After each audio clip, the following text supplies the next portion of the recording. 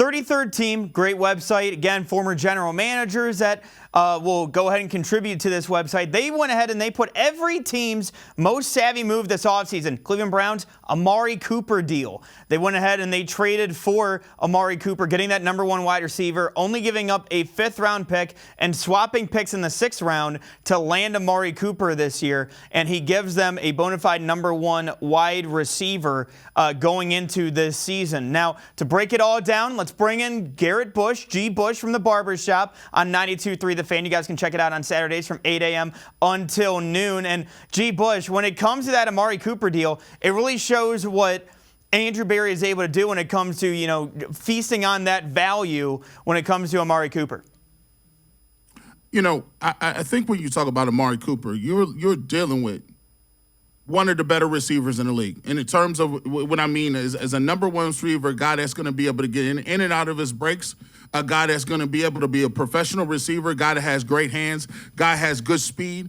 Amari Cooper has a lot of different things. Amari Cooper is one of the guys that I really think the Cleveland Browns did an excellent job of upgrading that position room. To me, when you look at the production they got from Jarvis Landry and the production that they actually got from Odell Beckham Jr., you have to look and say that basically Amari Cooper has been the most productive and probably the best receiver that they've had in quite some time. And I know that's kind of hard to say because of the names they had with Jarvis and Odell. But the quarterback at the time, Baker Mayfield, couldn't seem to connect in a meaningful way to either one of those guys. So when you look at a guy like Amari Cooper and to get it for what they did, obviously, the Cowboys, like CeeDee Lamb, Michael Gallup, they like those guys. But at the end of the day, they felt they needed to get off that $20 million a year and invest back into those 2 younger guys that they had.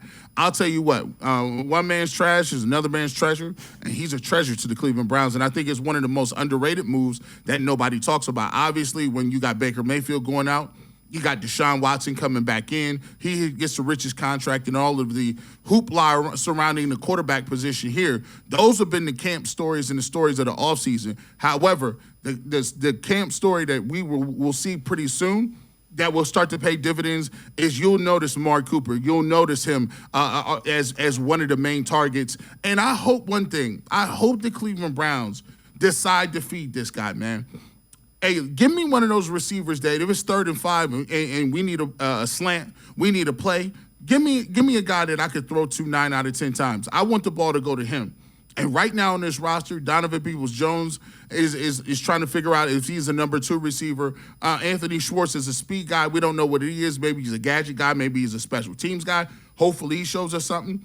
And David Bell is a young guy that they have some promise for. But the main guy who we know has played big-time games, who knows he can catch the ball, is on the other side of the field, and that's Amari Cooper. And I want to see him get spoon-fed. I want to see him let him come back to the huddle and tell me he wasn't open. Other than that, he's getting the ball. And that's what I want to see from Deshaun Watson and Jacoby Brissett if he happens to be in the game. Well, G. Bush, when it comes to adding in Amari Cooper, how do you think that he affects the rest of that offense? Because, again, I know he's that major target that you're kind of looking for, but, I also feel like he opens up the field a little bit more for a David Bell and even a David Njoku at the tight end room. See, one of the things that really help with a guy like Amari Cooper is when you're talking about running routes, right? Some people run intermediate routes very well. Jarvis Landry was another guy. Jarvis Landry can shake you in a phone booth.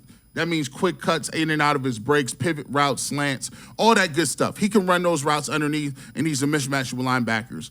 But when you have a bigger guy like Amari Cooper, who has good speed, has good route running ability, can run the post, can run the quarter, can run the skinny post, he can run the dig, he can go over the middle. He could do a lot of different things. So you just can't sit on him and say, all right, well, we're going to sit at the sticks at 7 yards and play him for that. No, he can run past you. He can go up and high point the ball. He's one of those guys that is good at pretty much everything there is to be good at as a receiver.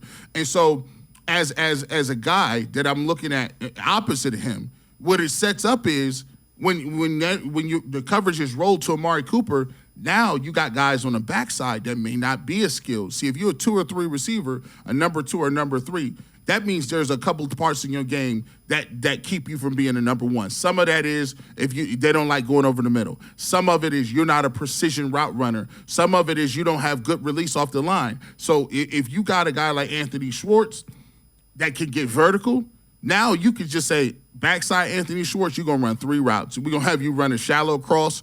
We're going to have you run a slant. We're going to have you run a go and maybe a post, right? So those routes you could perfect. Other than that, we over here front side with Amari Cooper, and then Njoku's going to clear that thing out by running down the seam and being a mismatch on smaller safeties or linebackers. So him being able to run everything helps you because now you could do what you do best in other positions.